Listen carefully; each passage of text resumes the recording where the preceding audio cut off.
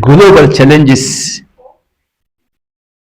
facing the Muslim, which way out?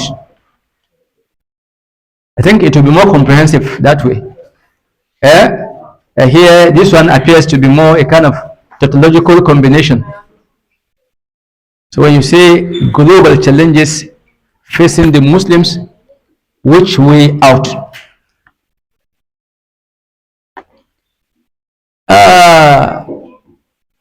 The challenges has been on for a very long time, from the creation of the first creation on the earth, which is Adam alayhi salam, and then his co-existent individual, who is Shaitan.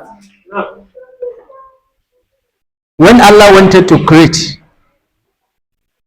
Adam, he had an audience with the angels, and that I want to put my representative on the earth who will help me supervise the rule of all those that will exist on the earth. The angels complained to Allah that أَتَجْعَلْ فِيهَا مَنْ يُفْسِدُ فِيهَا وَيُفْسِقُ الدِّمَاءَ وَنَحْنُ نُسَبِّحُ بِحَمْدِكَ وَنُقَدِّسُ لَكَ. That are you going to put somebody on the earth who will create mischief on the earth and shed blood? I want us to underline those two words: mischief on the earth. أَتَجْعَلْ فِيهَا مَنْ يُفْسِدُ فِيهَا, mischief, who will create mischief on the earth, وَيَفْسِقُ الدِّمَاءَ, and shed blood, shed the blood of anybody innocent, not somebody who has not committed any crime at all. He kills him and he doesn't bother.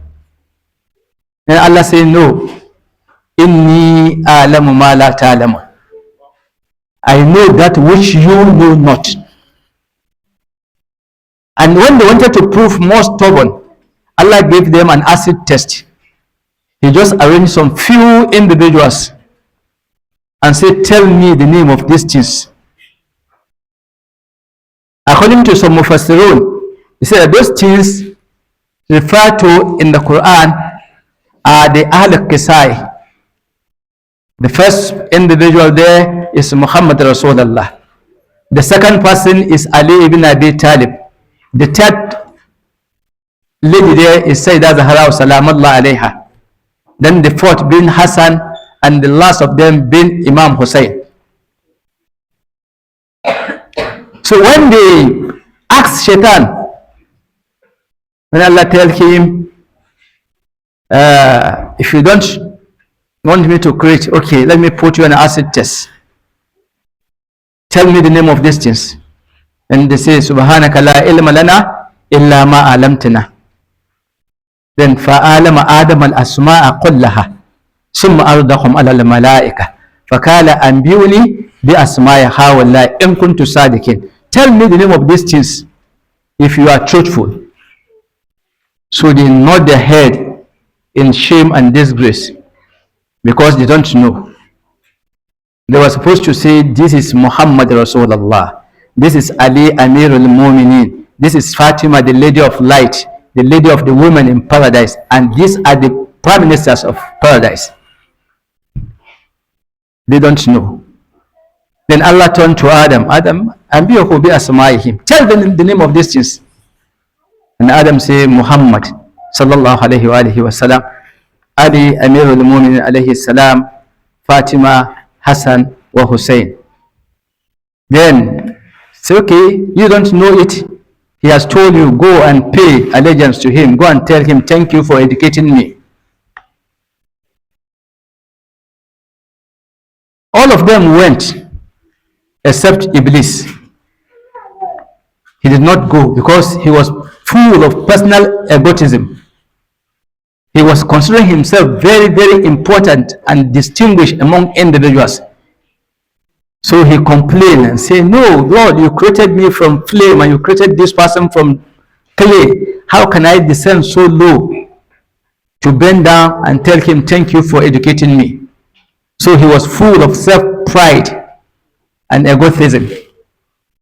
From that particular day, that Shaitan refused to prostrate before Adam, then the world become divided into two.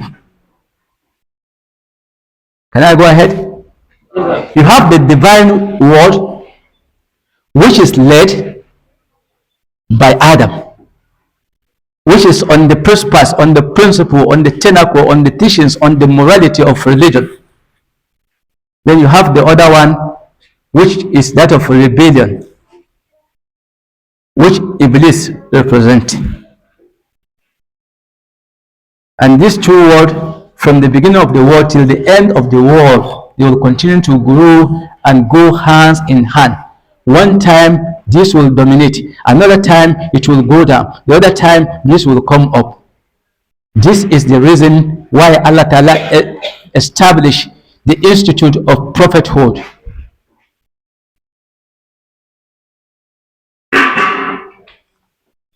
Here we have how many word order? Two word order. The divine word order and the Shaitanic word order. This one being represented by Adam, and then the other one being represented by Shaitan.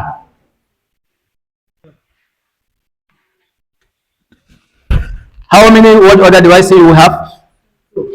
Two. Who are the leaders of those word orders? Adam and Iblis. MashaAllah. Now, this particular word order, they continue to instigate, they continue to prompt, they continue to fight, they continue to confront themselves. That even the children of Adam were not spared by the second world order.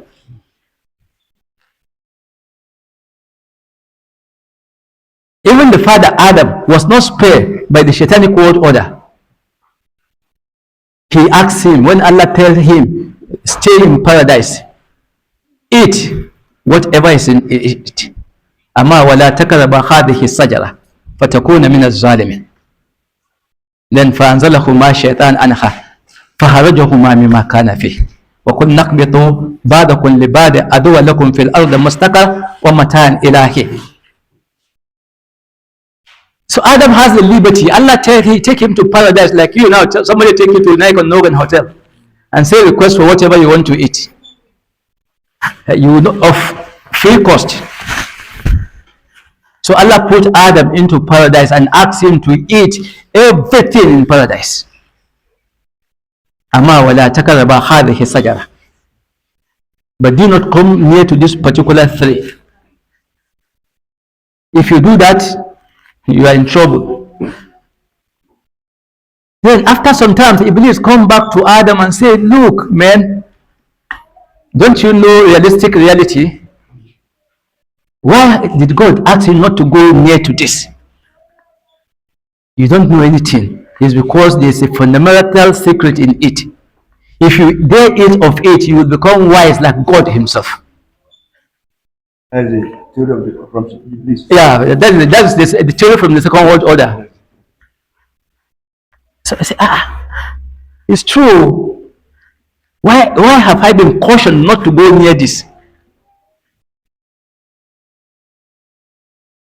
So one day, he decided to go closer to the tree. And he ate out of the tree. The tree here, so many scholars have different views about it. For the sake of intellectualism, I will mention one of those interpretations. For the sake of intellectualism, it cannot be mango nor cashew. Allah was telling Adam, don't come near to this woman. Don't they have knowledge about her? So Shaitan now came and insinuated into him, say, you don't know anything. And the moment he did have an affair with her, they discovered that they were both naked. Does it sound logical? No, I mean, of course, it sounds very logical because they were naked before when they never had contact with themselves, and they don't know that they were naked. But when Allah warned him, وَلَا تَقْرَبَ هَذِهِ الشَّجَرَةَ فَتَكُونَ مِنَ الظَّالِمِينَ. So the very day Shaitan initiated into him and he had contact with his second in paradise, they now discovered that they were naked. Then Allah said, so now you are clothed. Before you are clothed, but now you are naked. Then get out of paradise. Then Allah sent them from paradise. And they were wandering in the wilderness, seeking for repentance. And they were crying, رَبَّنَا إِنَّا ظَلَمْنَا أَنفُسَنَا فَإِن لَمْ تَغْفِرْ لَنَا فَتَكُونَ مِنَ الظَّالِمِينَ. Then Allah decided, فَتَلَكَ آدَمَ مِنْ رَبِّهِ كَلِمَاتِهِ فَتَابَ عَلَيْهِ إِنَّهُ هُوَ التَّوَّابُ الرَّحِيمُ. I'm still in Surah Al-Baqarah. Allah motivated them and they look and say, Ya Rab, اغفر لنا بحق محمد وعلي وفاطمة وحسن وحسين. عليهم السلام. صلوات. So when they did this prayer, Allah say, if you had asked me for everything which you have done with these 5 personalities, I will forgive you. So from now henceforth, you have been forgiven.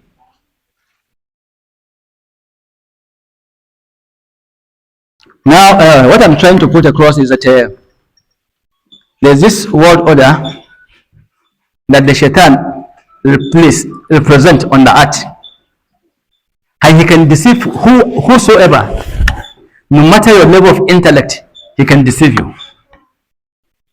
When they ask him, go away for innaka rajim, he turns back. He says, Ya Rabbi, for bi'izzatika, la'abuyanahum ajma'in, illa minhu ibadaka mukhlisin. Who are these mukhlisin? They say the mukhlisin are the anbiya illah and the imams of the Ahl al-Bayt.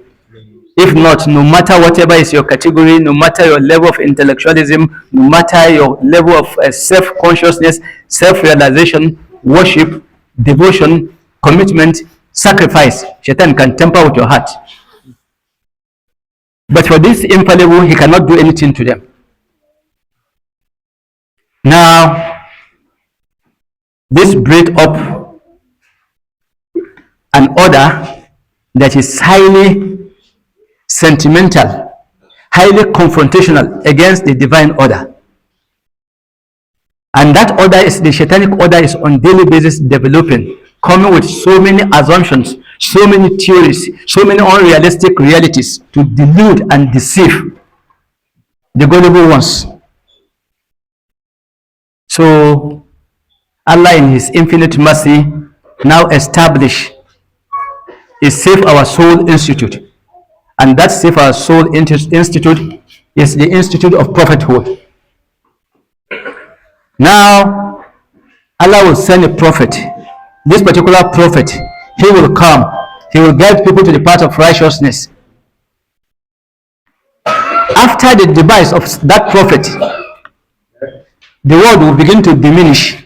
His revelation will be tempered and hampered. And so many interpolations will come into it.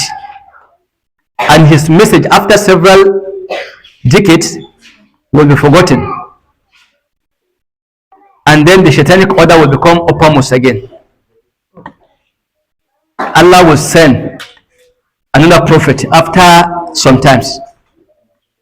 In this chain of world orders, and from the Institute of Prophethood, Allah blessed this planet Earth with 124,000 prophets, 313 messengers, and then 5 ulul azm. I hope we know the difference between prophet, messenger, and ulul azm. So I don't need to define those ones.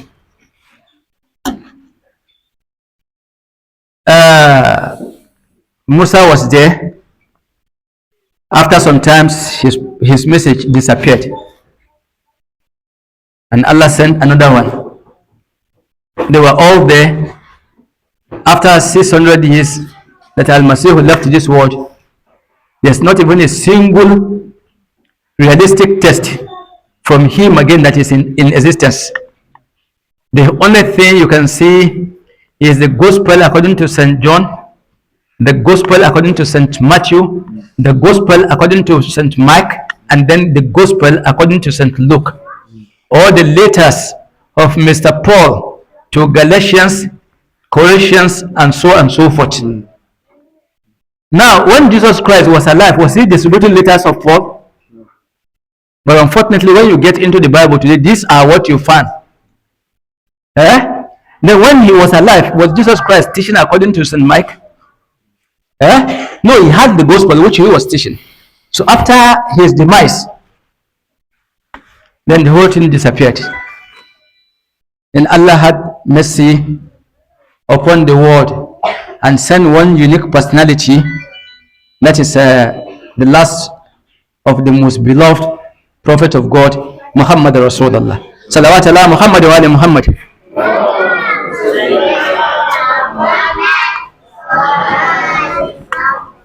Then when he sent him, he said, "Oh, وَمَا أَرْسَلْنَاكَ إِلَّا رَحْمَةً لِلْعَالَمِينَ." We do not send you unless only for you to become mercy for humanity, not human being. So the mission of the Holy Prophet was to act as a mercy to humanity.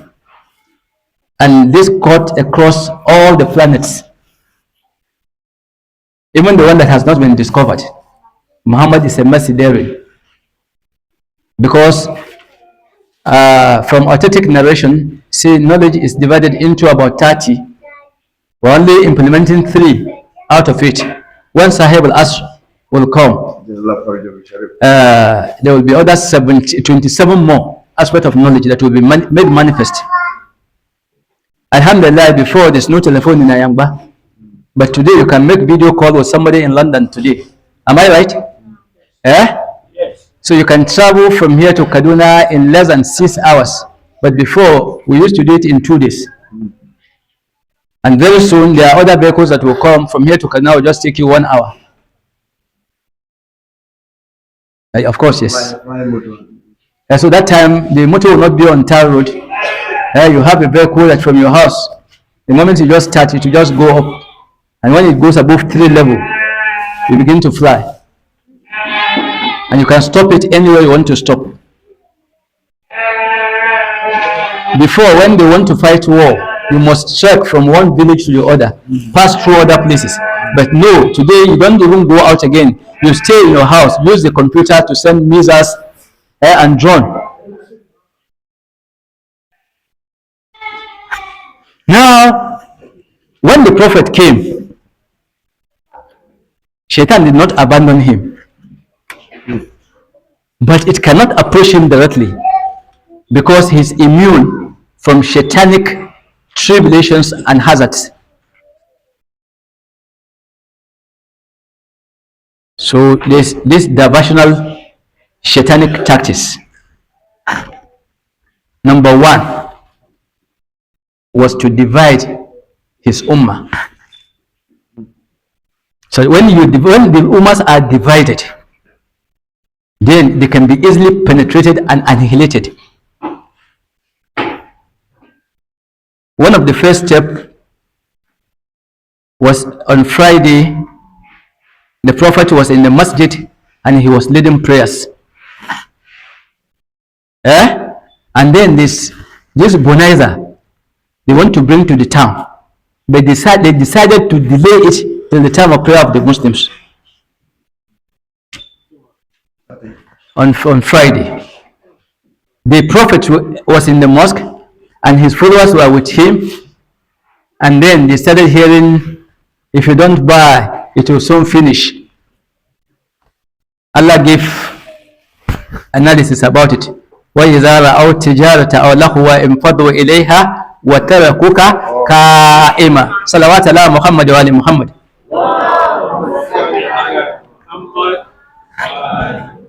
The mosque was filled, but because of worldly things, they left the Prophet. Don't allow.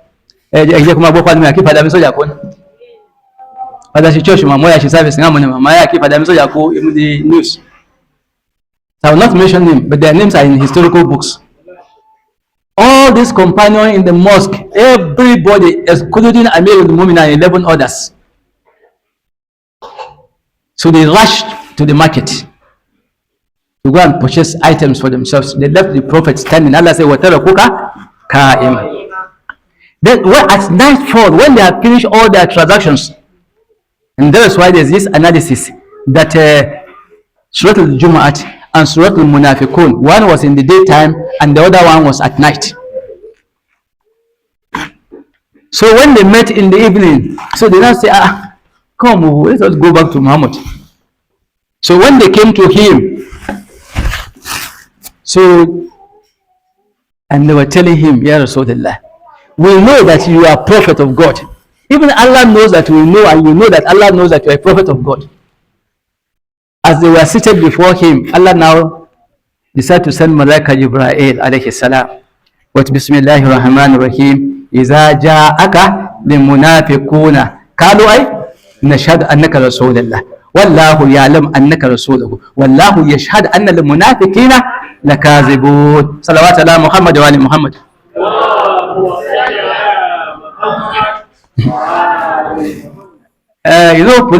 For political edits, if the chairman of the Kenya local government is in your house, this one is there, this one is there, and somebody come and they deliver a message. Don't you know the name of those people who are there? Yeah? So those who were there when the message was delivered know that those Allah was talking about them. Amir al-Mu'minin was there. He did not run from the mosque. So he knows the name of all those ones that this ayah was descended on them. And you see, he used the first person pronoun. Iza ja'aka. When they come to you, which means it's facial contact. So this is how Allah exposed this category of the insidious enemies. I don't have time to dwell on it, but if not, I have so many analyses. Let me go to the second one. They say, no, you see, this Muhammad is growing wing. If we allow this to happen, something mischievous will befall our own order in the future. The satanic world order will be destroyed and it will not move anywhere. What we will do is, let us create another mosque apart from the prophetic mosque, so that he will appoint an imam for us, and that imam will become his contemporary in imamate. I don't know if I'm communicating. And that time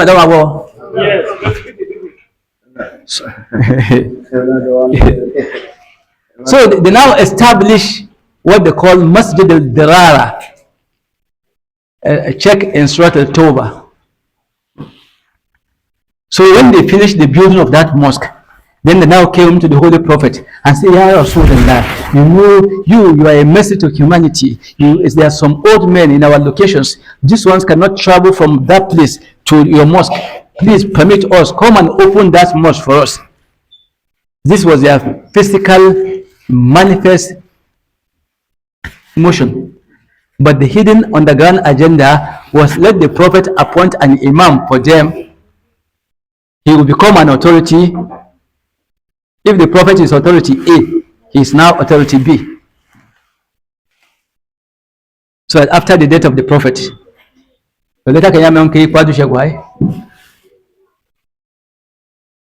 as human being, he was pleased by such thing.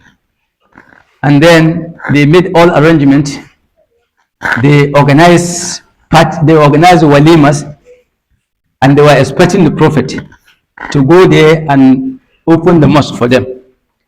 When Malaika Jibreel alayhi salam came and told the Prophet that do not stand in that masjid because its foundation is on Zulful Khalq, is on the cornerstone of hellfire.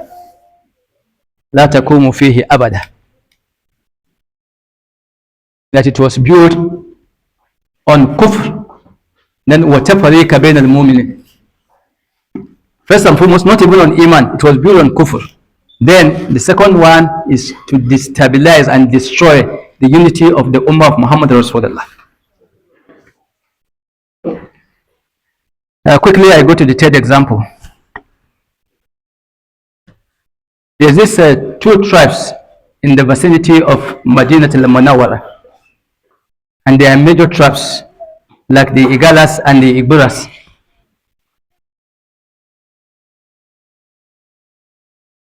Or the Igalas and the Basa people that will almost have the same federal constituency. There's the Aus and Hadrash. They were arch enemies of each other. They have been fighting inherited wars. One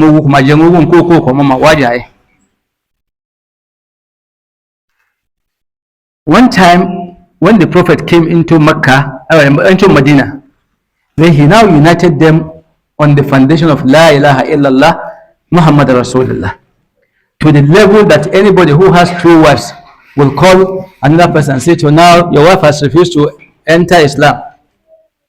Can you come? Let me divorce one of my wife for you. They did this to the Ansar.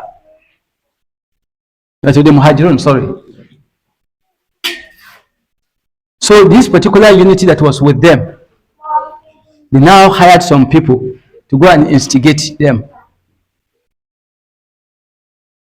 And then they mobilized themselves, because the second world order has now taken over their mentality. The satanic concept has possessed them, and everybody was ready to kill for the sake of his clan. As they mobilized themselves to go out for war, Allah sent Malaika Jibreel to tell the Prophet, يا أيها الذين آمنوا إن تدعوا فريقا من الذين أوتوا الكتاب يرضاكم بعد إيمانكم كافرين وكيف تكفرون وأنتم تتلى عليكم آيات الله وفيكم رسوله ومن يقتسم بالله فقد قضي إلى صراط المستقيم يا أيها الذين آمنوا اتقوا الله حق تقاته ولا تموتون إلا وأنتم مسلمون واعتصموا بحبل الله جميعا ولا تفرقوا واذكروا نعمة الله عليكم إذ كنتم أعداء فألف بين قلوبكم فأصبحتم بنعمة إخوانا وكنتم على سفر حفرة من النار فانقذكم منها كذلك يبين الله لكم آياته لعلكم تهتدون ولا تكونوا كالذين تفرقوا واختلفوا من بعد ما جاءهم البينة أولئك لهم عذاب عظيم. These 6 ayahs were revealed simultaneously to confront this satanic world order. I'm just going to pick 2 concepts from there. يا أيها الذين آمنوا اتقوا الله ولا تموتون إلا وأنتم مسلمون. So when the Prophet was explaining this, he said, من قتل على عصبية فليس منا ومن مات على عصبية فليس منا. Anybody who dies on asab. Asab here means, number 1, it could mean your clan. Number 2, it could mean your social class. Number 3, it could mean your financial colleagues. Then it could be religion, and it could be tribalism. So anybody who dies on tribalism is not one of us. Anybody who dies for the sake of classism is not one of us. Anybody who dies for the sake of any other thing other than Islam, because Allah says, وَلَا تَمُوتُونَ إِلَّا وَأَنْتُمْ مُسْلِمُونَ. Anybody who dies other way other than Islam is not part of us. So people begin to look at themselves and say, okay, this outing that I'm going, if I'm killed there, I'm not part of the Muslim Ummah, then they damn their weapon. This is how that world order failed woefully. I will not have the time to bring all the ayahs, but for those of you who are students of Islamic studies, go and study more in Surah Al-Ma'idah, and you get the concept of these 5 ayahs that were revealed simultaneously to the Holy Prophet Muhammad sallallahu alaihi wasallam. Now, here, the West represent the satanic world order, while the rest of humanity represent the divine world order.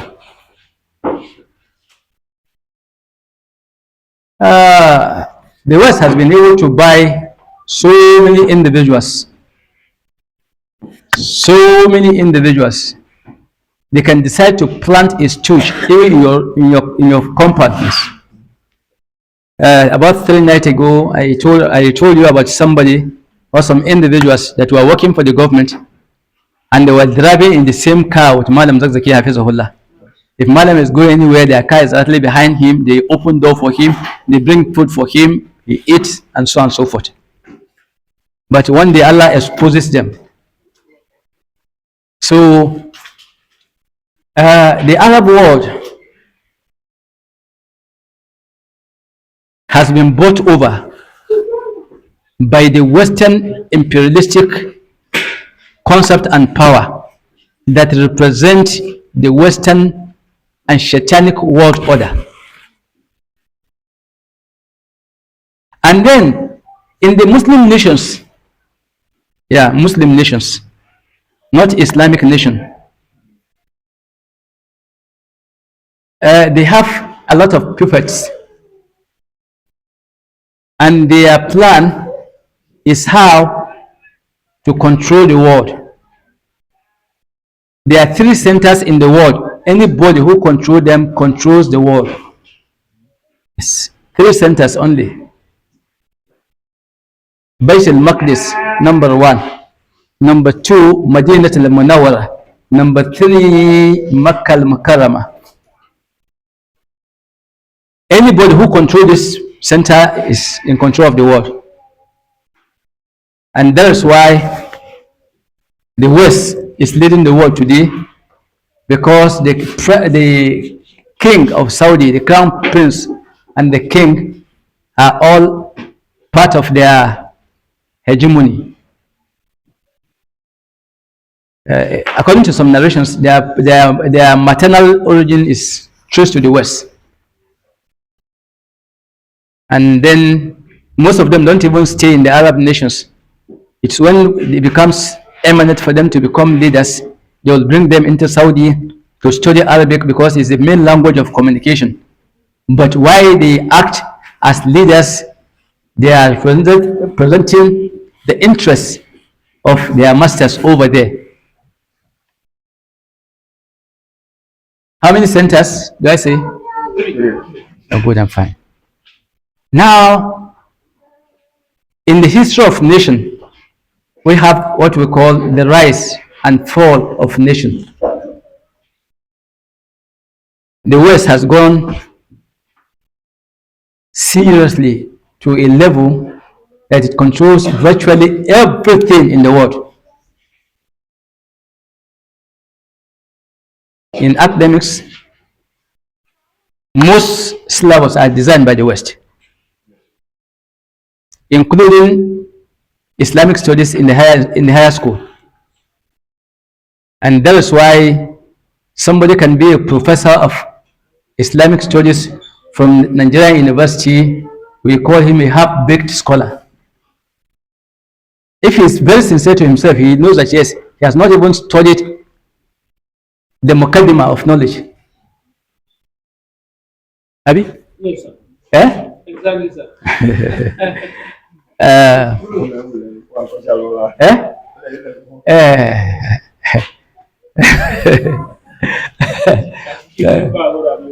Now? Oh, good and fine. Thank God. Most of them don't even have access to research materials. Yes. And the fault is not theirs. Get to Mecca, Qura. Their syllabus is not enough to make you a scholar.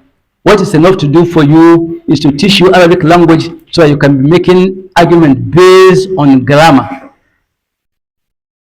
Yes. Bring fiqh to him, Ashmawi or Risala, he cannot teach. If he teaches you, he will only teach the linguistic aspect of it, but he will not tell you the meaning. The technical meaning, he doesn't know it. And that is why the world is full of arguments today. Go to Madinat al-Munawwara. The first thing you do is to study Minhaj al-Sunnah of Ibn Taymiyyah. that tells you that the prophet is just an envelope. What is more important in the message is the letter itself, not the envelope. The Quran is the letter, and then the one who conveys it is the envelope to that letter. So Muhammad to them is defined as an envelope, while the Quran is the message. So you can take the message and abandon the envelope.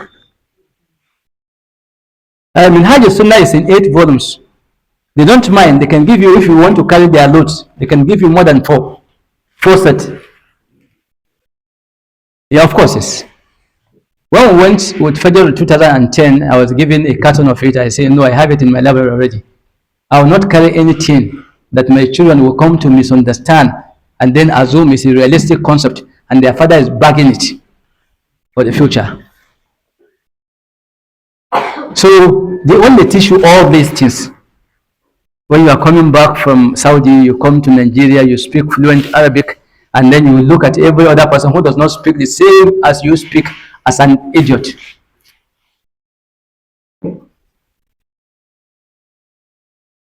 And that's why I remember one time under mango tree here, I was telling the newly employed lecturers of the Department of Islamic Studies at KSU there that their knowledge need to be Islamized. If not, they will not make any impact as far as Igala land is concerned. And alhamdulillah, today, most of them in the town here, yeah, they can make impact in the campus because they have position in the campus. You either listen to them because of their intellectualism or you listen to them because of their governmental position. But in the village where they come from, when they come back, when they come home, nobody comes to visit them. They look at them as being Yahudic in nature because everything to them is an unknown application. I ran into during the recent Shinko camp. People were complaining and say, if you are praying, you don't need to rise up, you don't need to raise your hand. What you are doing there is bid'ah and Allah will not accept your prayers.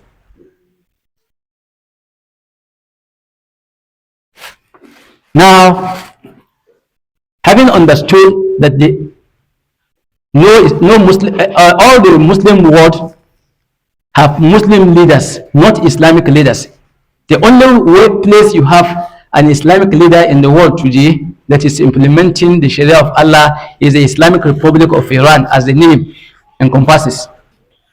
Every other aspect is being dominated by Muslim leaders, and these Muslim leaders are subservient to the West. Can I go ahead? From your education, they have taken the best out of you. From your medical facilities, they have taken the best out of you. They bring you a vaccination that will destroy your progeny in the future, and they say it's free. But the one that they are supposed to give to us free, they have not brought it. If they eradicate mosquito in Nigeria, people will live longer.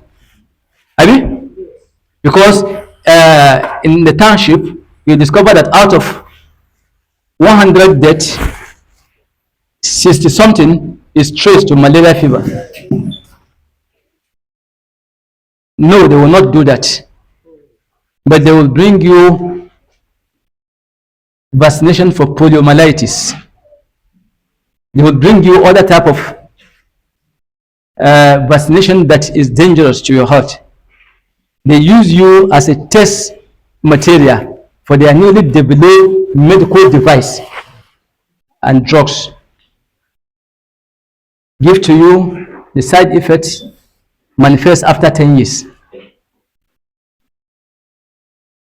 Then they hamper with our technological well-being. Here in Ajakuta, you have the Ajakuta Steel Company, but it's being run by Russia, isn't it? It's only in Nigeria you see somebody who is a professor of engineering, but he takes his vehicle to the roadside mechanic for repair. Am I right? I have not seen any engineer who has a 40 car and he decides to drop the engine at home and refurbish it and bring it back to standard. Is there anybody who knows one? Then your political science students, Is the politics in Nigeria equal to the one you read in the school? Eh? Answer me now, Medohi. Politics, you come share Nigeria, you come share the Negala and where you go, Eddie. All of them, you come in the school, day. So this is contribution of the West. It's something that is realistic. They take you to fakeism.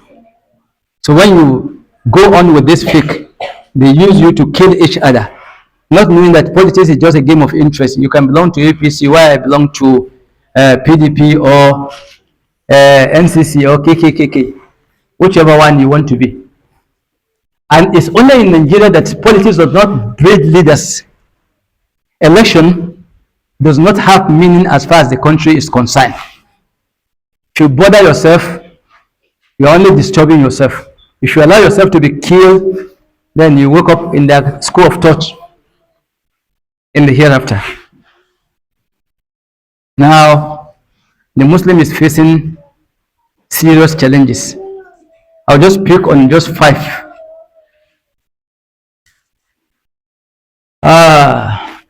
We're facing number 1, scientific challenges. Everything we buy for self-defense is produced by the West. Every aspect of standard mobility is produced by the West, and we have been a major victim of it. Said Ibrahim Raisi, the president of Iran, was killed in an helicopter that was manufactured by America. Yes. When he went into Azerbaijan for a visit, as he was coming back, then the manufacturers of that particular helicopter sent the code to stop it on transit to Israel. And when they were in the wilderness, in the hilly area, when nobody can give them rescue operation, as they were monitoring them, as he was coming to that location, so they now off the helicopter, and then the next thing is just to come down, and on coming down has to hit the rocks and hills in that terrain, and because of the aviation oil, the thing caught fire, that Raisi was burned to ashes. The only thing they could recognize him that he was a victim was his ring.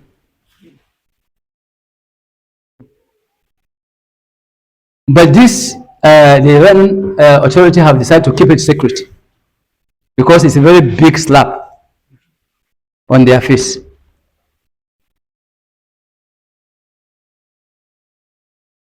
I go on number 2. Said Hassan Nasrallah was in a building that is about 11 story up and then 5 story more down. And his bodyguard was bought over with some billions.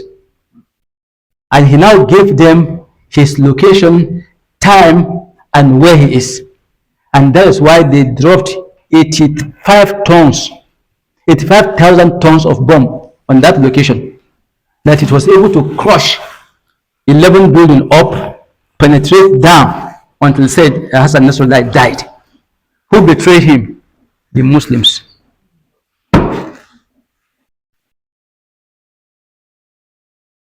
Do I go ahead to add one more? Why are these people betraying our leaders? Because of the influence of the Satanic world order.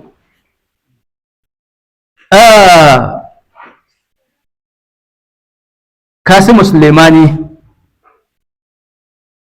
who happens to be one of the best military officer so far that the Islamic world has produced.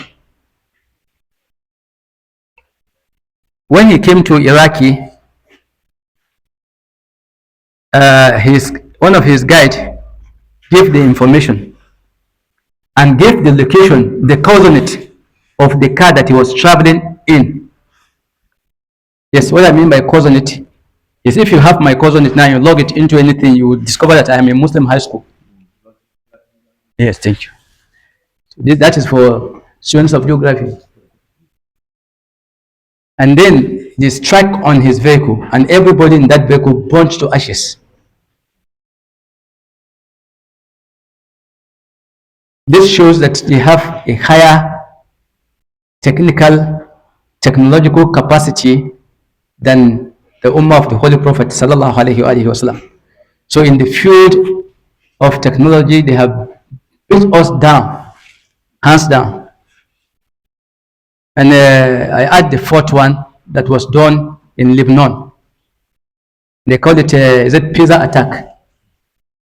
So what they just do is to disconnect your phone, remove the negative and put another positive. So your phone become positive, positive, or negative, negative. So the moment they just call you and say salam alaikum, when you say wa alaikum salam, it just blow like a bomb and you are dead. And that is why Shaikh Ahmad says, okay, now that this is done, let us migrate from Western phones and go on China phones. Because of what? China, for the sake of its own market viability, profit and interest, will not sell their code to kill human beings. So which means with this that you are posting, you are not safe. Yeah, you say I have a standard phone. My phone is Galaxy this. Yeah, you are not safe by it because it could be a death sentence on you. The moment they just call you, if you don't touch it, it will not explode. But the moment you say yes and say hello, then consider yourself dead. In Lebanon alone, they kill about, I think, 6,000 individuals via their phones. So which means in the entire war that is fought with Hezbollah, they never killed up to 6,000. But using the phone, they kill over 6,000 people because we don't take precautions. If somebody's phone explodes and you don't know the cause, remove your SIM. Keep the phone. You think this thing is safe? Every information you store on it, every information you pass through it is recorded somewhere. Yes, every information, every chat you do, whether you call, you have deleted them and not deleted them, is stored in the data base of the mobile app you are using, and they are in tips. I worked in Natal during Abacha crisis, and I'm sorry to say, all the information regarding the Islamic movement, I was recording them from our office and passing it across to Malanturi. You will not understand. So when I come to the office, is to find out the commissioner of police in Kaduna State, how many calls had he made today? Because his code is there. His tape is there. So the most important thing is in the night, you just remove it and decide to listen to it. So the one that concerns you, you extract it out of it and abandon the remaining one and face it back. Okay, even if you threaten somebody, say abe akun agboni, na dunge, na dekpa on phone, and you cut off, and you are anytime he goes to MTN office, they bring that voice. What is required is the date. Kill it, play all the records, all the call he has made across.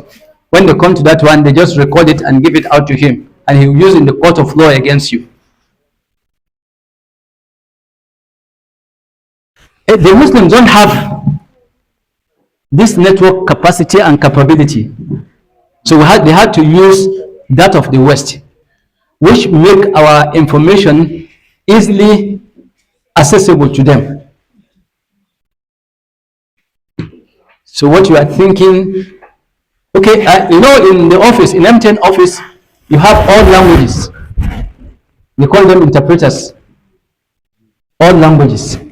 And now they have devised a mechanism that can interpret and translate over 300 languages. As you are talking, it will just be telling the person what you are saying in the language which he understands. So which means you can go to United Nations and then decide not to speak English, but you speak Igala. As you are speaking Igala, the man who understands English will be hearing it in English. The one who speaks French will be hearing it in French. The one who speaks Swahili will be hearing it in that language. There's a machine for that now. Okay, even on our phones, you have interpreters now. I have an application here that can interpret over 15 languages. The most important thing is just you put it on, and that's just all. So this is number one of our shortcomings. We will rely on the technology of the West. And I've given you an instance of how Ibrahim Raisi was killed because he was using a foreign helicopter. If he had used an indigenous helicopter, if they shot him down, people will know that it has been shot down. Or because of the bad weather, if he had traveled on the vehicle from village to village, because it's just a border town between Iran and Azerbaijan. No, but because he was using their material, they decided to manipulate him as they want and eliminate him at the point they want to eliminate him. I gave you that of Sayyid Hassan Nasrullah, how he was betrayed and how they used bomb that is higher than what has been dropped in part of Hiroshima and Nagasaki. But because they want to just kill Sayyid Hassan Nasrullah. Number two, in the field of economics, our economy is determined, controlled, and regulated by them. And that's why the US dollar is more valuable than your money. If you have just one US dollar, you should be counting about 1,900. No. Like this paper. This US dollar. If you have one of this, and you go to where they are changing money, they will count 1,950. Then you just drop this one, which means your own is just like a toilet paper. Abi? And if you want to buy anything, it has to be channeled through them. Anything you buy. Anything you are buying, yes. Call it anything you are buying. And then it determines the price of what you buy. And you don't have the capacity, you don't have the ability to say, no, my transactions are not done in dollars. If you dare do that, they will topple your government in less than 1 week. For instance, we buy fuel up to 1,100 in Nigeria, right? But you have so many oil wells in Nigeria. If they refine our oil for us, they have to sell in dollars. No. No, but because they have set up a standard that global oil is this, and then your local oil must be within this parameter. If not, we will destabilize the country. And that is why we always advise our people to be very creative. Don't wait for this government job. If you wait for the government job, after graduation from the high school, you go and spend 35 years in the office. You don't know any business. After retirement, you become a liability, and then you'll be hoping on a hopeless hope. When you are expecting your pension to take care of you, by chance, if the pension is about 1 million naira, the school fees of your children has gone to about 3.5 million naira. But if you have a block industry, as far as Ayamba is concerned, and you have very good customers, because you don't produce fake blocks, you will make money than somebody who is a director in an office.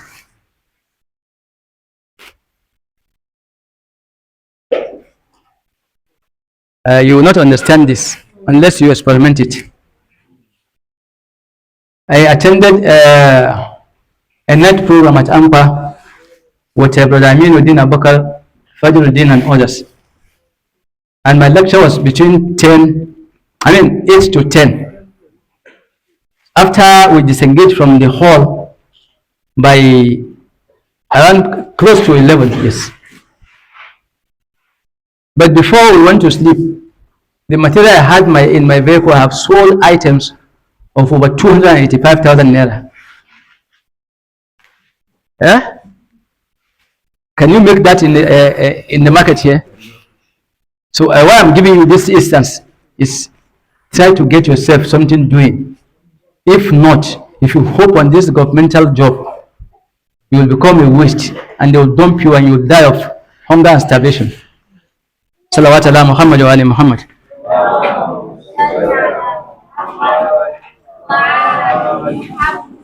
At the rate inflation is eating our money, they will not be increasing your pension in that ratio. Abi? Go to market every day. The last time I came about 2 weeks ago, also we bought palm oil for 45,000 naira. When I wanted to buy the first CD, they say no, it's now 58,000 naira. 58. By chance, if you go to Ayangba market today, no, if you go to I think we saw one market at Ajaka market to be about 60,000 naira. Then by Ayangba market to go above 60, most probably. So if your pension is about 60,000 naira at the end of the month, so which means which means ending echo, if you look at what you are saying, Abi? Now this is for the interest of the youth anyway. The interest of the youth. Be working. If your work is not over demanding, create a business avenue where you can handle after the official engagement. It will help you because the time you are going to edge out of the job, you already know something to do. But the moment you don't know anything to do, you bring your pension and gratuity into the business. You do it like a retired old soldier. Retired old soldier went to market and he bought some provisions. So before he sold them, he had already calculated his profit and he started eating out of the profit. So before you know it, he has worked his capital. Salawat ala Muhammad wa ali Muhammad.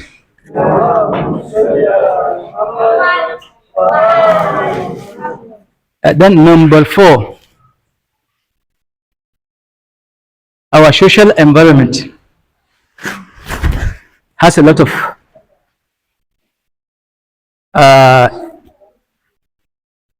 control over us.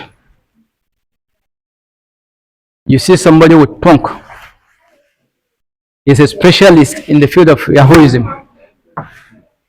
He can use the computer network to access your account and defraud you of several amount of your hard-earned money. There's a code that if you insert into your phone and you type it, you enter it, it will give you all the secret data which you have on your phone. And this modern era, the white has taught this to us. I think last time I gave an example of somebody who was scammed of some billions of US dollars. And he said life to him has no meaning. So he drank poison and died. And it was done by a Nigerian man from a village. Yes. So this is how they go into the mind of our youths. Say, you know, people will not value you unless and until you have money. If you have money when you come home, the level of visitors you receive is quite different from that of your uncle. Who does not have anything. Salawat ala Muhammad wa ali Muhammad.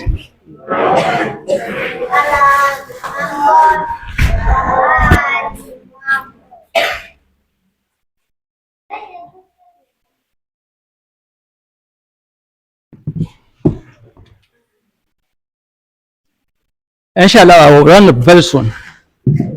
I'll give the way out.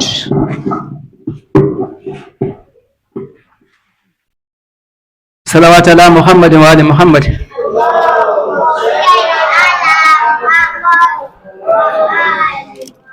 So, because of our environment, our condition, our civilization, our concept, ideas, we do not value anybody who is empty pocketed, right? Those who have money in our midst have more relations.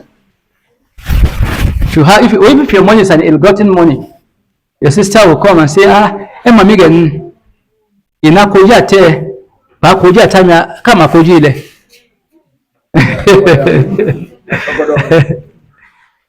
Wow.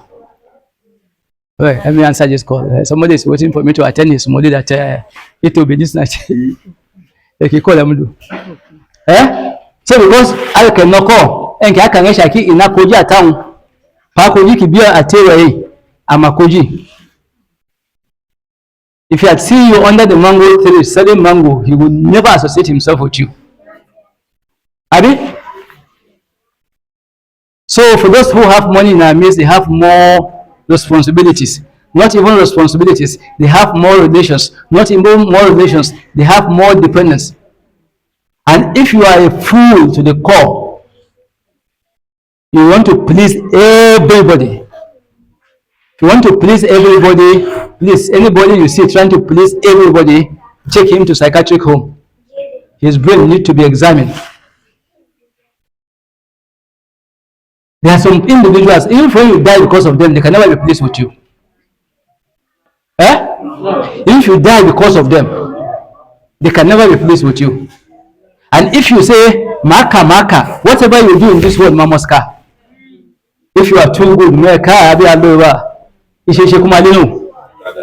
it's in the environment that when somebody does his contribution, they say that they do it because they want to be known.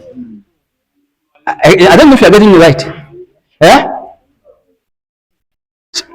And when you don't do it at all, they say to Aibashibojamashini, he has decided to abscond from it and not to do it. Salawat ala Muhammad wa ali Muhammad.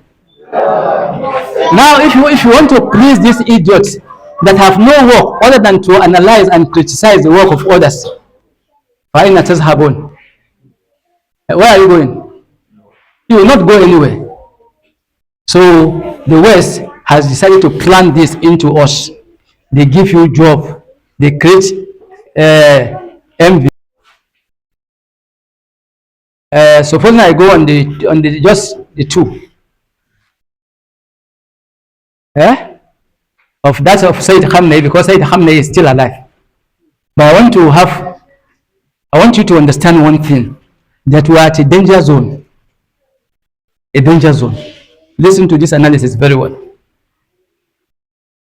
When Sayyid Khamenei, Qaddasallahu Ta'ala Sirruhu Sharif, was attacked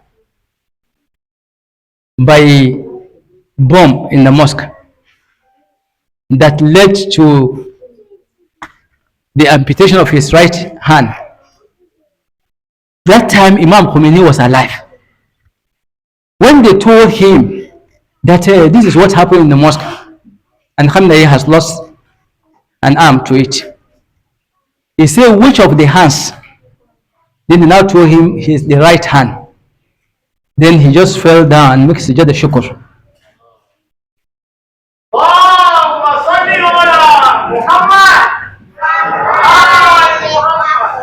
So when they asked him, yeah, Imam, we told you that Sayyid Khamenei had paralysis, yeah, his right hand has gone, and you make sujood shukr. What is the philosophy behind the sujood shukr?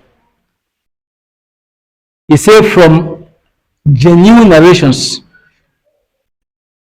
the leader that will hand over the flag to Sahib al-Asr is described as somebody who has only the left hand. The right one is artificial.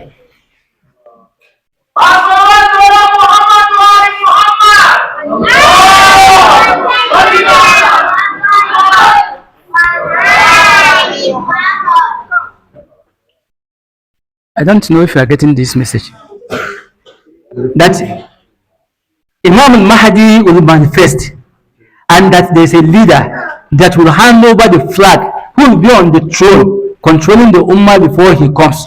And that leader has only this hand. This one is paralyzed. And that's why even when Said Khamenei come into the midst of people, he cannot raise his hand, his right hand to greet people. He only do like this. Eh? Because this one is artificial rubber hand.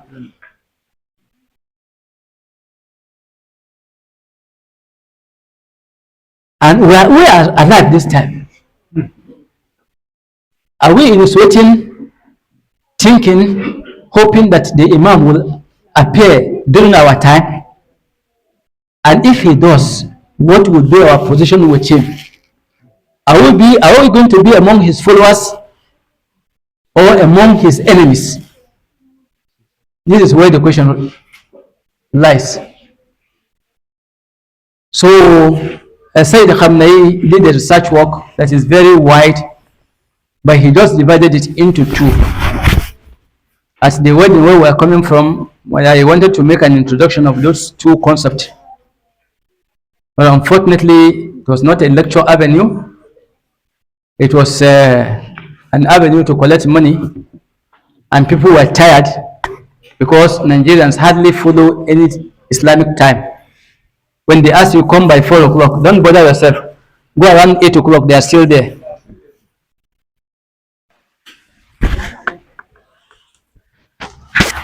Sayyid Khamenei say, no, the human being, the human category is just divided into two.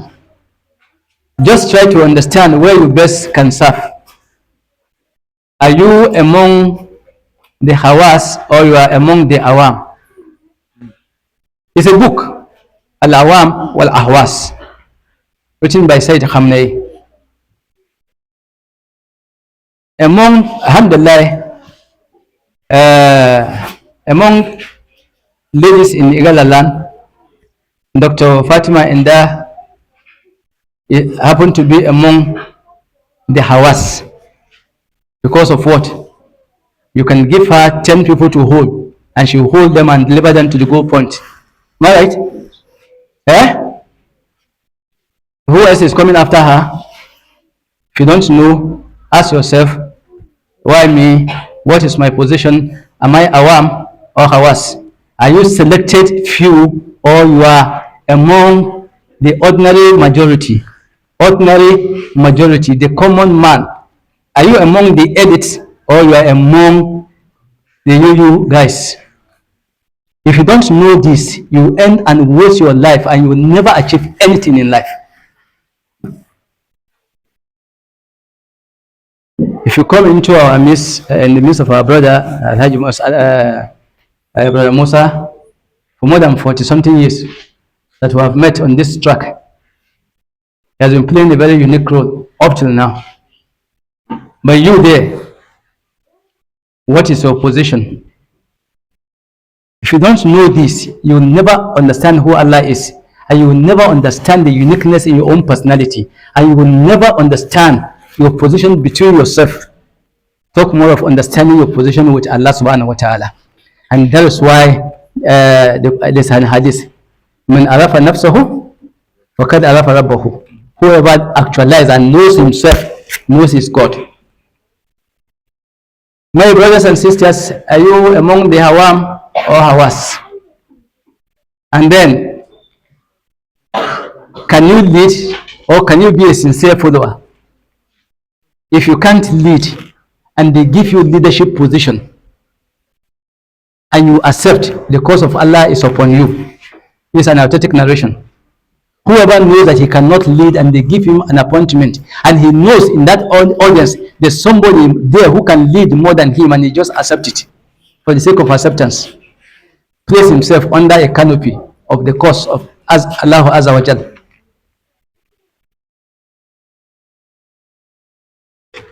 Now, there's a way out. When we're asking, at one program, they were asking Said Zakzaki, say, the way this country has gone, is there any hope?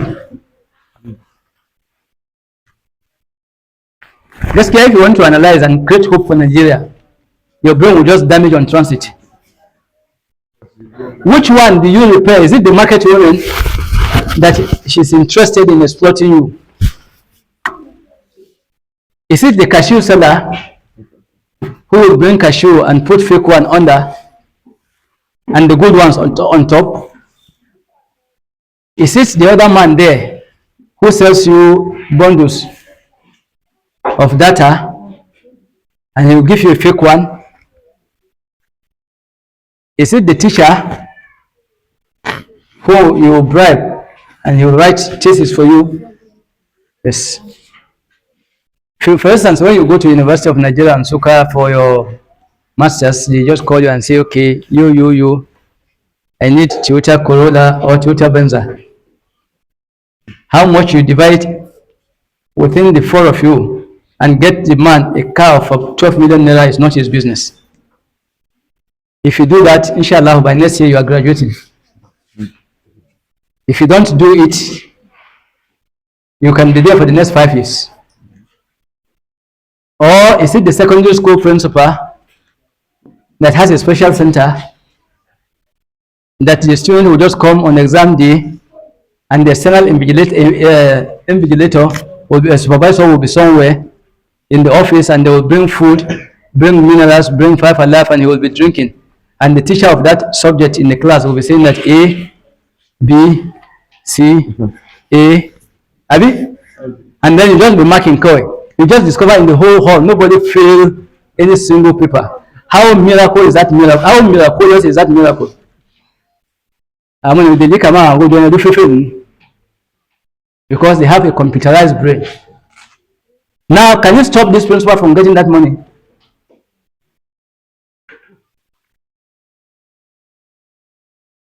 So when they ask Madam Dr. Chi, say, is there any way out? Say, yes, this way out. So in the process of way out, let me give us just 5 concepts.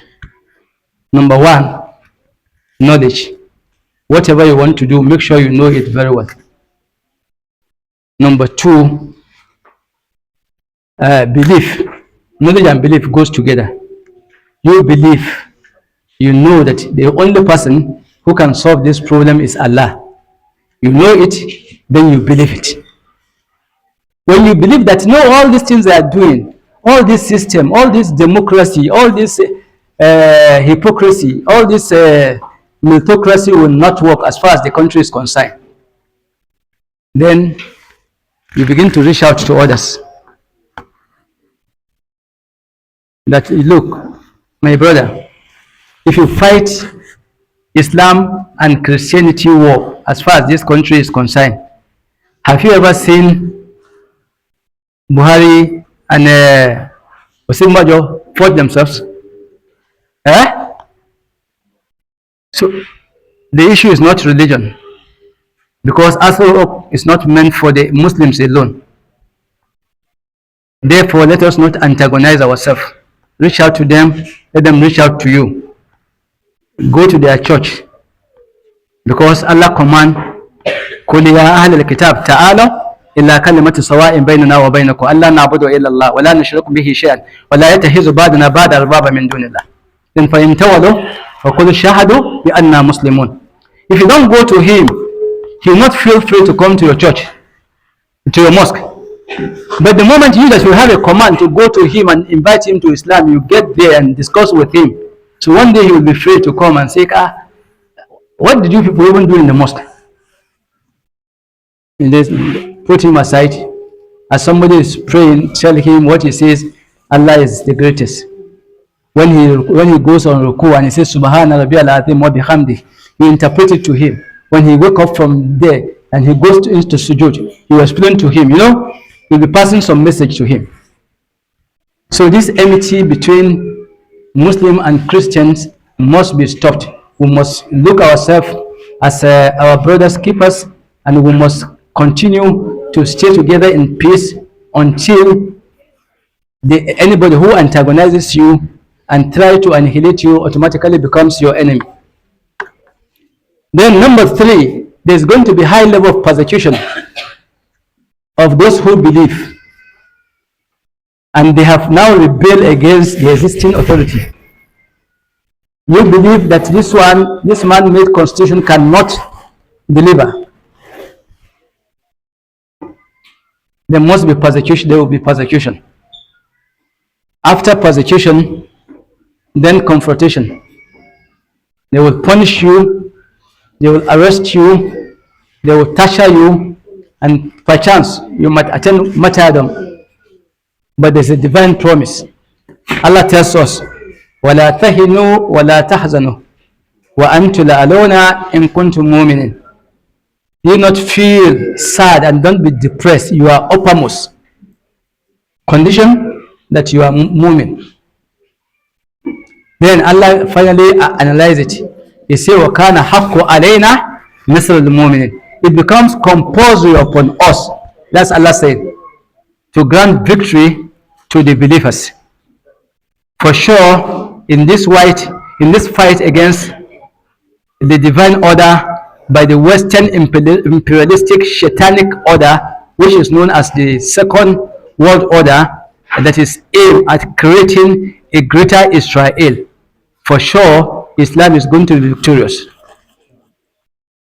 But if you look at it from human perspective, you will think that the Muslims are hopeless. I was happy yesterday when I was reading that Iran and Qatar have decided to come together and sponsor Syrian youth to wake up and defend their country. But the thing is that the Sufyanis, these rebels who will come from Syria, then another group will come from towards Yemen, and then their focus is on Medina, and then they will now meet with the forces of Sahib al-Asr in between, and they will all be annihilated. So I think we are getting to the time, we are getting closer to all these narrations that were narrated by the Ahl al-Bayt al-Nubuwah wa Mu'adhin al-Risala. Are you going to be an onlooker or you be an active participant? Now, this is a question that you must answer it. I don't need your answer. Get back home, assess yourself. Are you going to be active player in the game, or you are going to just be an onlooker, and when Sahib al-Asr will come, you will say, no, yeah, of course it's. There's some people that when they see him with black turban, they say, no, this is an ordinary shaman claiming. And then they will organize themselves and want to go and fight him. But before they come to him, Allah will command mosquitoes to annihilate them overnight. Because among the soldiers of Imam al-Mahdi, you can't even count them. So finally, I want to appreciate the organizers of this IBC, and that very soon we should create a room for our sisters to have another IBC, which will be exclusively their affairs. We'll bring our wives from wherever they are to come and attend IBC. Let us make an innovation. Yes. The sisters used to have sisters program where it's exclusively their affairs. Here we should organize an IBC where our sisters will come and meet for 3 days, brainstorm. We will not allow them to stay in the school. We'll rent some rooms in nearby hotels for them so we can guarantee their security. And they will come and host the program for 3 days, and after that they will come up with a network plan on how to penetrate the women in Igala land, because they are more sympathetic, more religiously conscious, more aware, and more ready to sacrifice than the men. You will not understand this if you go into the midst of women and you are looking for peaceability, and you go into the midst of men. You try to implement it, try to practice this, experiment it, and you will get what I'm telling you. They have the spirit to offer, give, sacrifice than any other person, and they are the custodian of our youth. So we should organize program for them, May Allah bless you all. Thank you all for listening to this haphazard lecture that was presented on behalf of Dr. Hashim. I know if he were to be around, he would have prepared enormously for it. Just try and let us not waste the time. Let me cover some aspect of what he can say and say them. By chance, if he had been here, he would have taken it from a different perspective. So I say, may Allah bless you all. May we meet again on the path of the struggle, the path of Sayyid Zakzaki Hafizahullah, and the path of annihilating kufr and establishing the kalma la ilaha illallah Muhammad Rasulullah. Inna hadhihi tazkira wa man sha'a tahaza ila rabbihi sabila wa salamu alaykum wa rahmatullahi wa barakatuh.